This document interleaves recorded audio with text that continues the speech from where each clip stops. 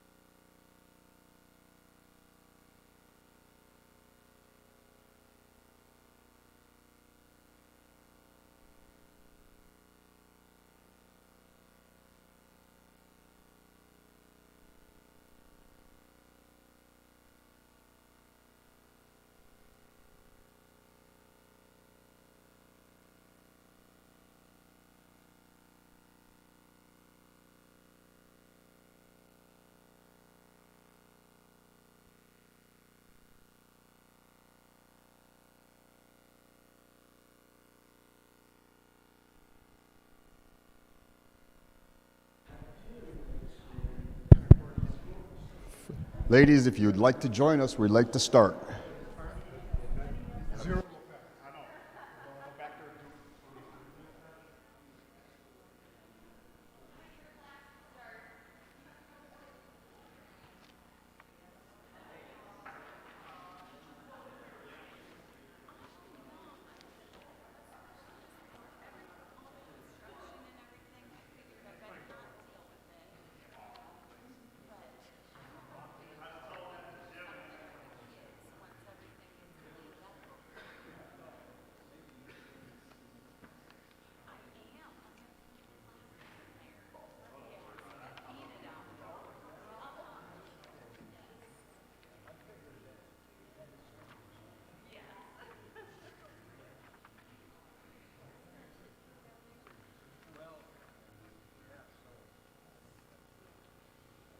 Good morning.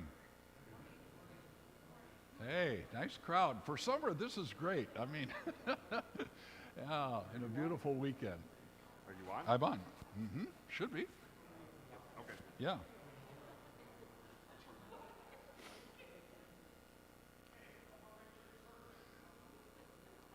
You don't have anything in front of you or in your hands just yet, and that's purposeful. And I will be handing out some materials for you to follow along with and have a little fun with this all today. Let's begin our Bible class with an opening prayer. Lord, we thank you for this beautiful day that you have given to us to enjoy in every way, and especially with the blessing of your word and fellowship. We ask you to be with us now in this time as we gather together and study your blessings upon us and how we may the more appreciate them. We ask you to bless our worship together this day as well, that we may be your spokespeople to all of those who have not yet heard the good news of what your Son Jesus has done for all of them as well. We ask this in his holy name. Amen. Well, for those of you who may not know me, I know most of you here, I am Pastor Ted Lambert, retired. And just a real quick biography would be that my wife and I were married our second year at seminary. After that, went out to the Vicar Field. My wife is Deborah, sitting right here next to Mark and Robin. And that's the Christ the King Bremerton row, you know, so, okay. And after seminary, I was sent out to Bremerton, Washington, told my mother-in-law, don't worry, 5 years, we'll be back. And she tells me to this day, you lied. So we ended up staying 42 years in Bremerton. Really a very unusual ministry, never moved. And we had a secret little plan. See, in Bremerton, instead of turning over pastors, we turn over the congregation. It's military, primarily.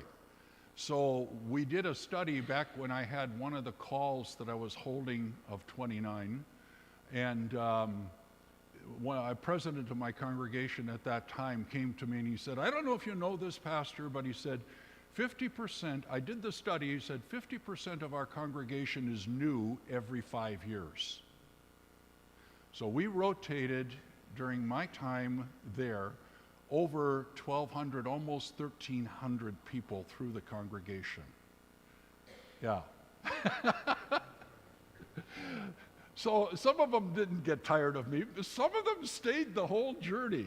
And they couldn't get rid of me, so they finally bumped me up to being district president, so I had to be on the road. That's how that happened. Actually, I tell people I tried to hide behind Pastor Widman, Warren Widman, who was the district president before me. And that was a tough job because, you know, I mean, finally he just stepped aside and there I was, and I got with that. So when it came to subbing up here, and my wife and I stayed 2 more years. I retired in 2014, and we stayed 2 more years in Bremerton. making sure my associate could carry on very well, and he has done a fabulous job. That congregation, by the way, we came out there was 20 people, and it was a brand new mission start. Pastor Fry from Tacoma had handled it for 3 years prior to that, and then when they got the okay from the mission board, called from the seminary, and I was assigned. And today that congregation numbers over 400. They have a school with 115 and a waiting list that probably would almost double that. So it's, and they're in their fourth, I think, starting their fourth building project. So it's been a busy ministry over there. And well, we stayed 2 years, and then we moved because Grandma wanted to be closer to the grandchildren, to, of all places, Yakima. People ask us, how'd you wind up in Yakima? And I said, well, one of the sons and 3 grandchildren are there, and the other son and family, inherited grandchildren and great-grandchildren now, are in the Tri-Cities. So we're on the route back and forth. Okay. Your pastor, Pastor West, asked me to do something I've never done, and that is to kind of an unusual, not really a Bible study, but to give you reflections of a former district president. Yeah. And I, okay, that made me think about all of this. And I said, well, I'm not going to stand up here and talk to you for 40 minutes, but I thought, let's make this kind of a learning experience together. So we're going to start with this, and I'm going to ask you, do not turn to pages 2 and 3, okay? Not until I tell you later. The opening is a quiz.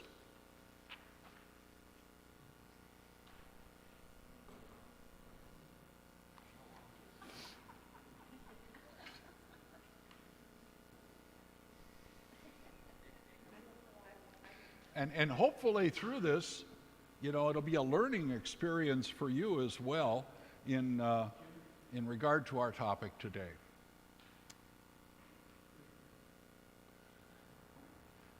Now, I could have you just do this on your own, but I think we'll just kind of go through it and take it one at a time and see how that works. All right, thank you. So first one, how many districts are there in the Synod? 12. How many district presidents? 12. Very good. That was a trick question, wasn't it? Okay. What makes up the Pacific Northwest District? No. Correct. Alaska, Washington, Oregon. And British Columbia, Vancouver. Yep, we have one congregation up there as well. So, all right, and what is distinctive about the Pacific Northwest District when you compare it to other districts in the Synod? It is the largest geographically, and one of the smallest, if not the smallest, in the number of congregations. If you looked at the districts, the largest district you might think is in Milwaukee, and that would be the southeast Wisconsin, but it's not. The largest district in our Synod is northern Wisconsin. In number of congregations, they number somewhere about 160, okay? So the immediate Milwaukee area has between 60 and 70 congregations in what's the southeast Wisconsin district. And when you look at it geographically again, that's a pretty small, tight area. It doesn't extend too far north of Milwaukee, and you're into the northern Wisconsin district. So those, and then the western Wisconsin district, those are the 3 largest, of course, in the Synod. Yeah. The, let's see. We have another, one of the newest, if you hadn't heard this one of the newest district presidents is southeast Wisconsin, is Dan Lyrer. Dan Lyrer started his ministry in Salem, Oregon. We'd like to say we treated him well. got him good on his way, yeah. Okay. How many congregations in the Pacific Northwest District? I think I kind of gave you that. 40, 42, depending how you count some of them, whether you count them as alive or not, whether they're mission stations or still independent congregations.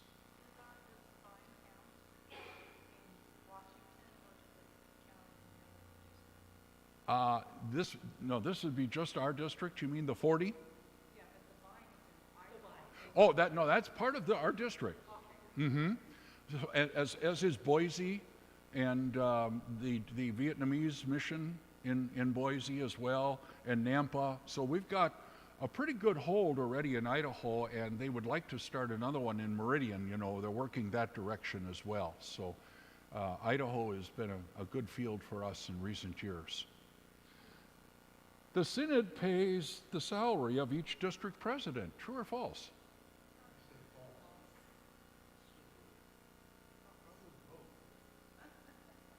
False. He is paid by his congregation. Mm-hmm. Okay. Or underpaid, as the circumstances may be. Every district president is provided an assistant pastor or a vicar funded by the Synod. Now you know that one is true, yes. So the Synod takes the cheaper end of a deal, don't they? But on the other hand, the congregation is getting somebody, and they're actually getting 1.5, because your pastor who becomes the district president is there as the half, and the other man, the assistant or associate, or might be a vicar, is there full time. So currently, we've been able to do this with associates, and that is preferred if we can, because the vicar training is supposed to be sort of a hands-on man there to watch over the vicar and help him throughout the entire year. And a district president, I learned, really can't do that. So one of the things along the way. The first responsibility of a district president under the Synod bylaws. What do you think is number one job? Dave.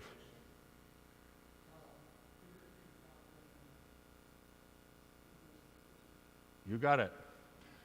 Watching over doctrine and practice throughout the district. Yes. So theologically, to be on top of things, see what's happening, and to help in that score. Mm-hmm. And I'll show you that whole list on the second page. Together with the first, yes. Doctrine and practice. Mm-hmm. So, you know, the definition of synod is walking together. And so we don't want, you know, congregations that suddenly decide we're going to be entirely different than everybody else. We're going to throw out all those Lutheran confessions and all that and do our own thing. No, that would be, you know, lights are going off over here. That's not walking together. We want it so that when you go and you visit one of our congregations, you're going to walk right in and know exactly what's happening and what to expect from the sermon, from the Bible classes, etc. That nothing has changed. That's why we work together so hard on this. Janelle?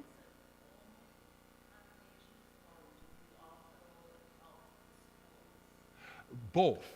And primarily now, and I would have to say it this way, the schools are so well set up that they have their own administration from Milwaukee as well.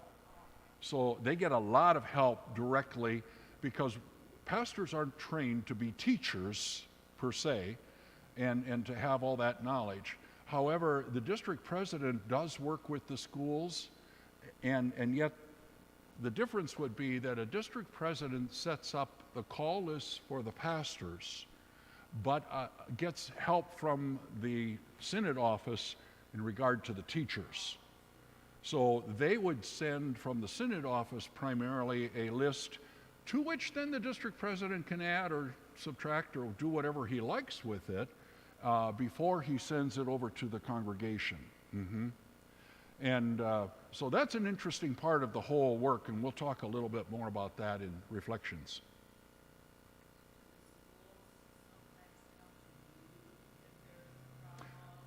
Yes.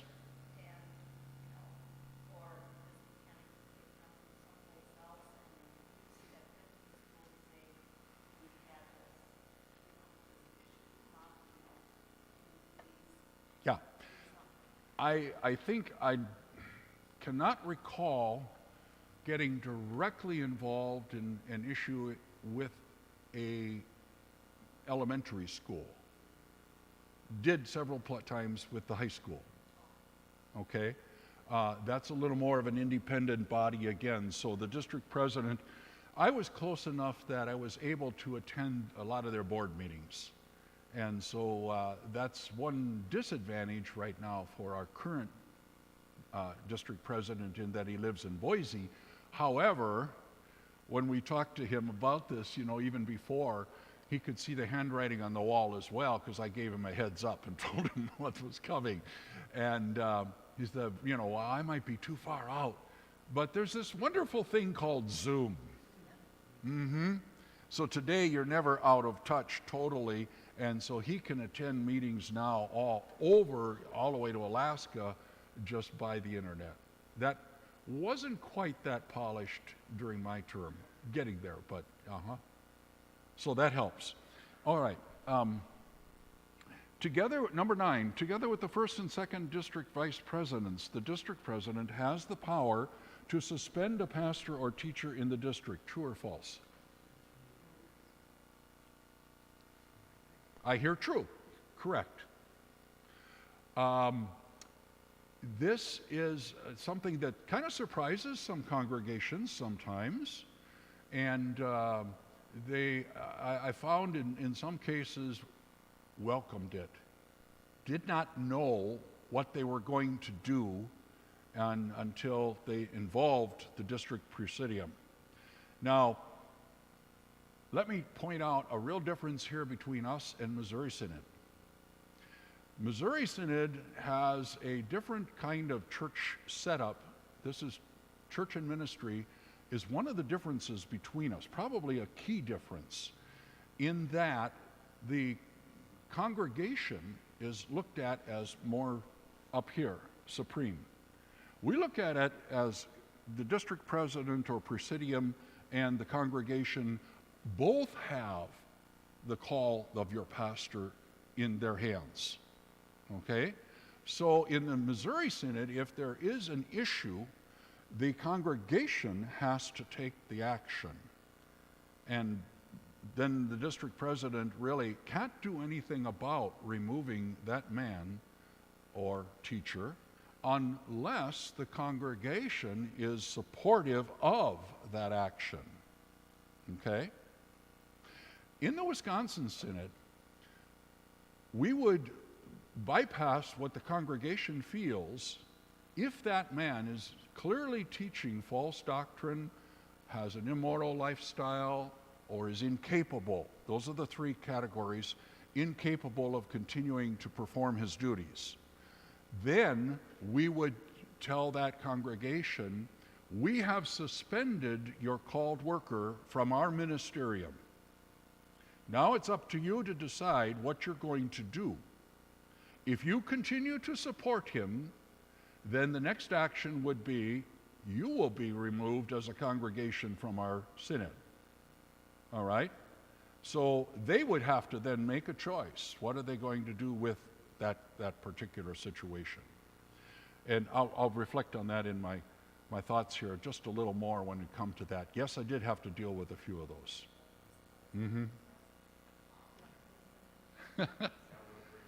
Yeah, there the highlights, and there are lowlights also, aren't there? Yeah, that's any job, but in this particular case, those are real sad issues. In its 104-year history, the Pacific Northwest District has had 11 presidents, district presidents. How many can you name? 2? Pastor Widman. Good. You should be able maybe to go back 4 or 5. Let's see if we can get 4 or 5. Pastor Widman, Pastor Steinbrenner, current, myself. Okay, before Widman started Bremerton, I mentioned him. George Fry. Yeah, there you go. So now you may turn to page 2. And at the bottom of page 2 is a list of names. Okay? Elmer Zimmerman served out of Omak and also out of Snoqualmie Falls. And but he ended up on the east side over here in our East District, our side over the Sunshine area. One interesting one you might find is M.J. Witt. Anybody recognize that name? Yes. He was district president at the time of the split with the Church of the Lutheran Confession. So at that point in 1957, he decided that he could no longer wait for the Wisconsin Synod to separate itself from the Missouri Synod. And so they left the Wisconsin Synod with about 60 total congregations. This district was hit pretty hard by that, as was the area around La Crosse, Wisconsin, some of that area as well. And it, of course, 4 years later, Wisconsin did separate from Missouri in 1961. But we still haven't been able to quite, heal that wound between us. And one of the sticky points, and I don't want to get into this too much because there's a lot of history involved with that, but the sticky point remains with the older group that believed that the Wisconsin Synod sinned by continuing in the fellowship with Missouri Synod. And if you think about it from the other standpoint, we lost 60 congregations to the Church of the Lutheran Confession. We lost another 60 or so in 1961 when we did split. That's called between the rock and the hard place. See? So there wasn't any way to come out of that a winner, if you will. It was rather, I have always looked at it as a question of how long is the extra mile? Pastor Witt and many of his followers with him out here felt this is the conference that has to decide that 1957. Interestingly enough, here's another little side note. The Evangelical Lutheran Synod did leave the Synodical Conference in 1957 at their convention, but they did not separate their fellowship from the Wells. So, and they waited patiently, understanding that for us, there were probably, a lot more relations together, Germans rather than Norwegians together, etc., in that whole time. And yet, when you look back at that, that particular time, now here in Spokane, we had 4 congregations starting in prior to that break in the 1950s. There were 2 missions and 2 self-supporting congregations. And we had to come back in after that 1957 separation and start another new mission, St. Matthew, about 1960, 62, somewhere right in there. This one began again with some of the people who had been, part of that fellowship before. And the Church of the Lutheran Confession could not keep their group going long enough either. There's only one today of them here, I believe, left from that. Are there 2? 2. Okay, yeah. And here again, from my time, I know already that some of the younger guys that are in the CLC have been in communication, reaching out in more conference with WELS, because they've said, this is old history, it's long gone, we need to, get back to this fellowship again. Now, there did come a major blessing out of that separation time, that difficult years between 57 and 61. Up until that point in time, the Wisconsin Synod was basically the little sister to Missouri. We were country congregations for the most part. We weren't doing any work in Seattle. We had nothing going there really, other than Tacoma, and so we weren't in the major cities. What we found, of course, was that many of our young people grew up, left the east side, went to town on the west side, got other jobs, worked in town, and we weren't there.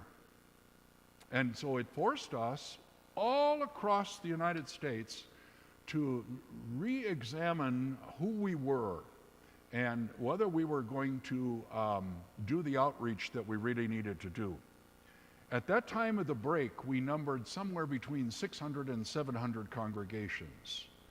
We've grown by over 500 since that time. Okay? So what did the Lord do with us? He kind of gave us a kick in the pants to say, get out there and do the mission work and be the church body that you can be, not leaning on Big Sister. So that's my take on some of that. I'll go Dave first. In the Pacific Northwest is Tacoma, St. Paul's, Tacoma. And I'm trying to remember. It's not with me at the moment, but I should remember who the first pastor was. And then, surprisingly, who's number two? The second church in the district, Grace Yakima. Yes, because laymen traveled. Now, there's no Snoqualmie Pass in those days. I mean, it was rugged. And there was actually no automobile traffic back then. This is 1903. Okay, so the second congregation then that starts is Grace in Yakima, and it started by lay people that came from there and back and forth to St. Paul's and Tacoma, and then asked for pastors to be sent out. And then some of the earlier congregations included places like Leavenworth and Omak up the line, more of the east side out here for a period of time. The district isn't officially acknowledged as a district until 1918. So we're just past that 100-year mark, but that's the official start for the Pacific Northwest District. Okay? Yes. Pastor Witt taught the adult instruction class that I was in 1963. Yeah. And I've never heard anything bad about him in that regard. He was a man of conviction. He was a man who's, this is where my line stops. And those were some very, very tough decisions. I had my grandfather in the Missouri Synod, my father in the WELS. Okay? Grandfather on my mother's side. Talked to grandfather and said, he had just retired. And he said, well, if it weren't that my entire pension comes from the Synod, and at that time, you could not do anything about that. If you left the Missouri Synod, you lost your pension. So he said, otherwise I'd be over in the WELS. Can't do that today. Legally, they cannot do that today, right? But back then they could. So, and I remember when I talked to my father about this, it was, the same thing that I pretty much have given you. He said, the Lord will bring some blessing out of this. So I was confirmed in 1960, so, right through those years. Yes. Oh, Ray. I was wondering, is the ELC still active and under WELS? The EL? ELC. CLC is still, yes, their Not- own. not no, CLC, They're their own body. ELC Well, the ELS, or ELS. Evangelical Lutheran Synod? Yes. Oh, it's its own body, yes. And they number 60 to 70 congregations. They're headquartered out of Mankato.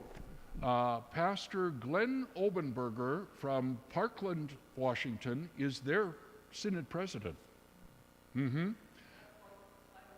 I was a kid. Oh, there you go. Okay. In Minnesota. Sure. I mean, all this is right. It comes back right. We know one another fairly well. There's, that kind of thing that everybody in the Wills is related in some way, and the ELS is even more so. Right. But yes, we have a very good and cordial relationship with them. And in fact, here's something else that is interesting. The Missouri Synod, has been talking with us much more in recent years.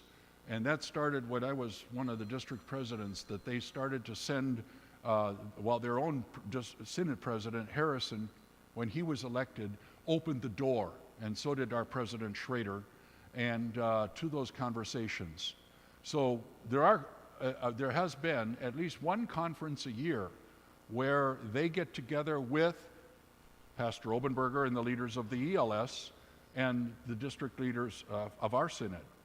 And together, the other day, just on the internet, together, all three church bodies sent a letter to, let's see, did that one go to President Biden, I think, anyway? But it went out to all the authorities, just basically regarding the Supreme Court and saying, okay, now, what about, the protection we may need because of our stand on abortion and such? So that we may need, are you going to protect us as is your job to do? But all three church bodies are very much aware of this and working together on some of those issues. Okay, let me move on. The role of the district president, you can kind of read that for yourself. You might be very much aware of it. I've made some comments already that go along with that. Assisting congregations in filling vacancies is one of the major jobs. And that takes hours and hours. You get a file on all of these people from their work through college, their work through the seminary, and you do a lot of study on that with the understanding that people grow and mature, so it depends on the age. Then you try to look at the congregation that has the vacancy and say, okay, what are its needs? What particular gifts do we need the next man in to bring to that church at that point in time? And everybody, of course, wants a St. Paul and then some. We can't always provide that, do we? But it's rather fun to see how that works. And when you finally get that list of 4 or 5 and send it over to the congregation or attend with their meeting, it's always exciting to see who are they going to call. Even more exciting is probably assignment committee. Those days at the college first, the 1 week, and then out to the seminary, assigning the new graduates to their first calls. At MLC, we lean a lot on, of course, the educational faculty there.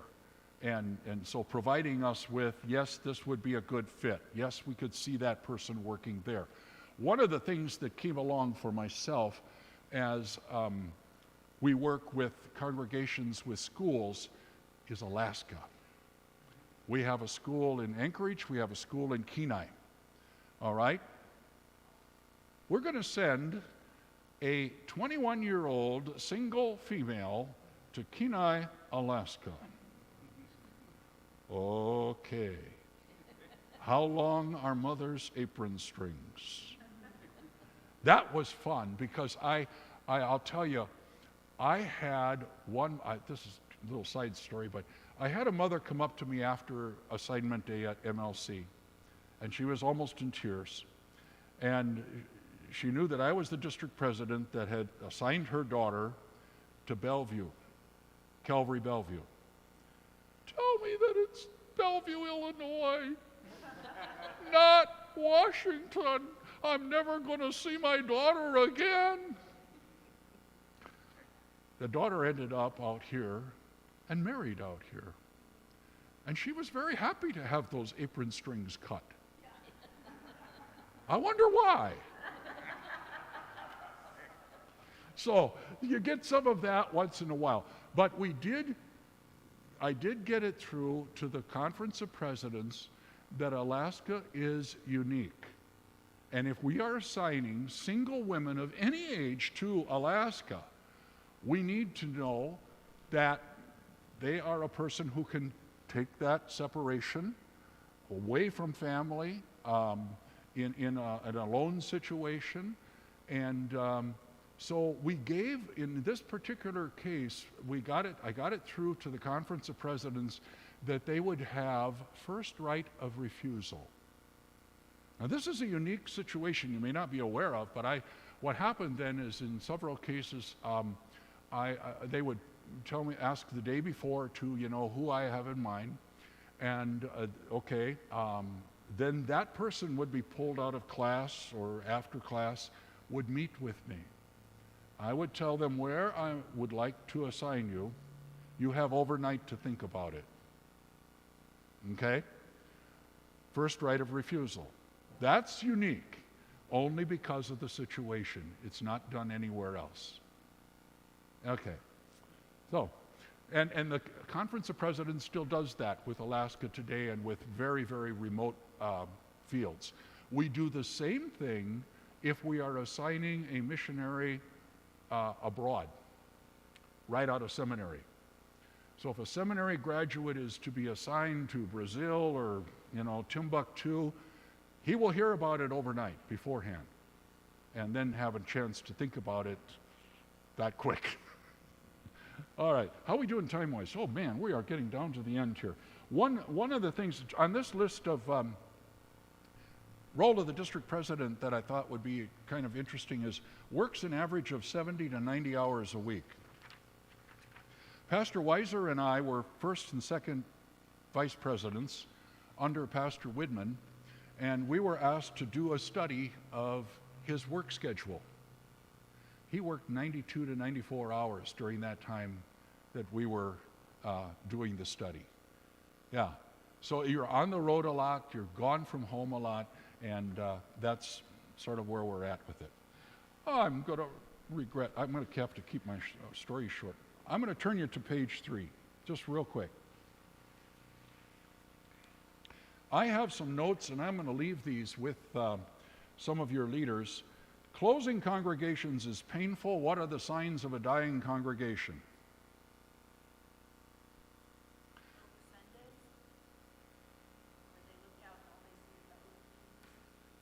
Okay.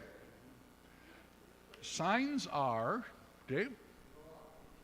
No outreach, good. No outreach program.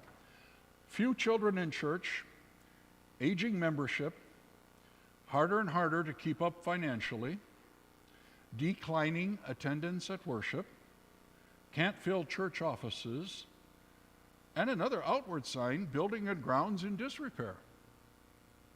Okay? Causes for that. This is probably more important. Clubhouse mentality. We like the group that we are. And we all age together, and we keep the club together. Okay? But God takes people out of the club, doesn't he? And people move. No outreach efforts. That's the key one there. Resistance to needed change. Another is changing neighborhoods. Some of the demographics change around your church. You can't help that. And so you need to be aware of what is happening in time to decide who are you going to be. A good example of that is Grace in downtown Milwaukee had to decide whether to move out to the suburbs or stay where they were. They're a very thriving congregation. Their people come from all over and drive into that church. But they work hard at it. Okay. Troubled pastorates will also be a cause for a declining or dying congregation. And failure to involve the next generation.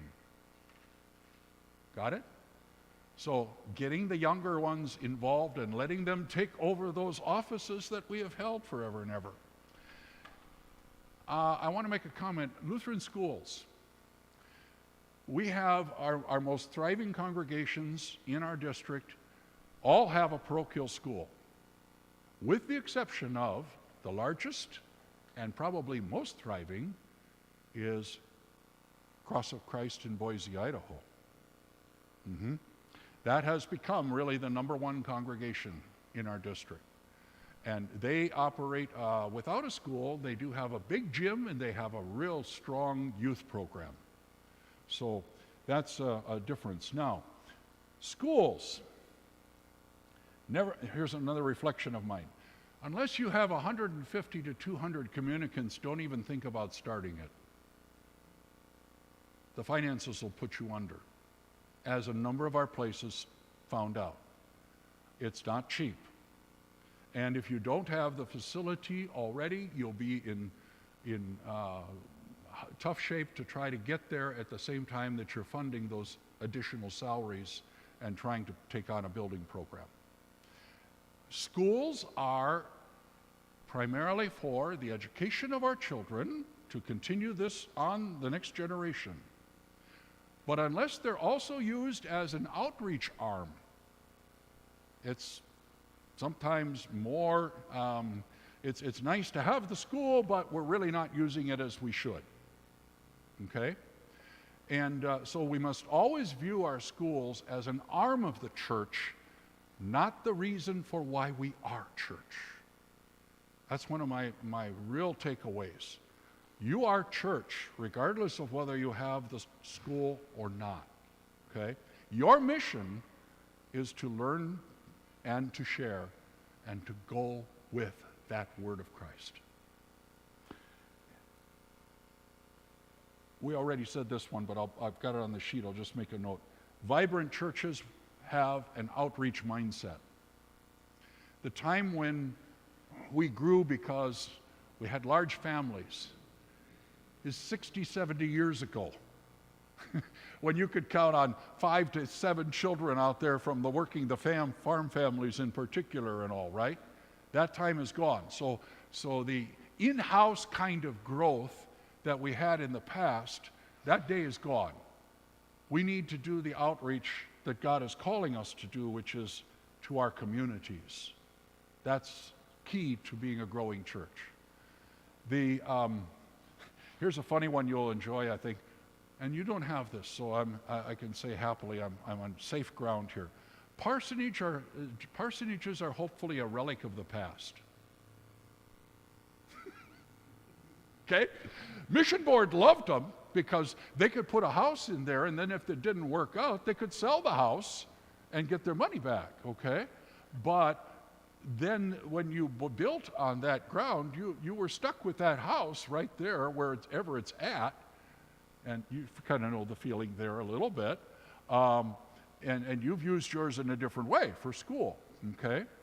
But the biggest factor is it provides no equity for your called worker, and in the end run, after 20 to 30 years, they end up being an albatross of expense for the congregation. You're re-roofing, you're retiling, you're doing all this, right? So much better for the worker, for the congregation, to give them a housing allowance and let them go out and be like anybody else would be in the working field. And they have to sell that house when they decide to take a call, so be it. They go with the market, whatever. If they decide to take the call is what should lead them, not the market. All right. I want to leave you with this one. Good communication between church leadership and church membership is absolutely essential.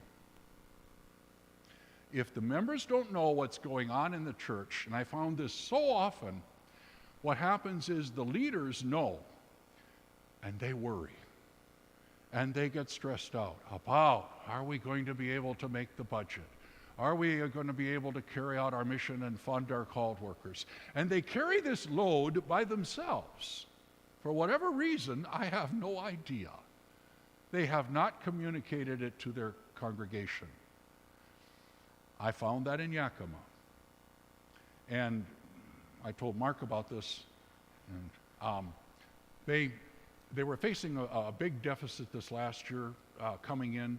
We needed an additional 17,000 in our budget. Now we're only about 1/3 or half the size of St. Matthew's, so you can kind of get that idea. And there were a lot of naysayers. We can't do this. We don't know what we're going to do. We're going to have to cut out all of our missions to synod, whatever. And Pastor Stibbs, Bill Stibbs, and myself are retired both there. And we just kind of approached the leadership and we said, you know what? The biggest problem here is communication. The people don't know this. So you're acting on a budget that you pass July 1. You don't pass the budget till 3 weeks into July. You're already digging the hole that by the time we got to it, we said we need to do small group meetings and get people informed. By October, that hole was 15,000 under, plus the 17 that we were going to need on top of that. All right? We got together with members at 8 to 10 in a group and informed them about our goals and what was happening and where we've been in the past and what the pandemic did to us and all the rest along the way. So we had graphs and charts and all this kind of thing. And we came out of those meetings, and by November, we could see that we had already made up the deficit. By December, we were in the black. Now, we are running 5,000 ahead of the goal already. That's not the best part. They had a mortgage of over 17,000, 18,000 left on the church. One of the members stepped up and said, I'll give 10 grand if some members will match. Others immediately stepped forward and the mortgage was paid off before Christmas, which put another $1,800 a month back into the budget for that rest half of the fiscal year. What happened? Leadership, get your members informed. How do you do that? We turned out a monthly communication letter that had all the financial statistics in it as well. What was coming in per Sunday that month, where we stood for the course of the year so far to date, and kept them informed. And you got wonderful people out there, and they just want to know, and they care about the church. That's what we're missing. So that's, one of my other points. Final, we are a great church. We don't always appreciate how blessed we are to know and understand our doctrines as we do. Education is our forte. That's our strength. We do not blow our own horn near enough. Sharing that good news with people who are still on the I got to get perfected, I got to do this, I got to do that track of good works to try to think about their salvation in that way. We have a wonderful, easy message to convey to people, and it's amazing how God works when we open our mouths. Thank you.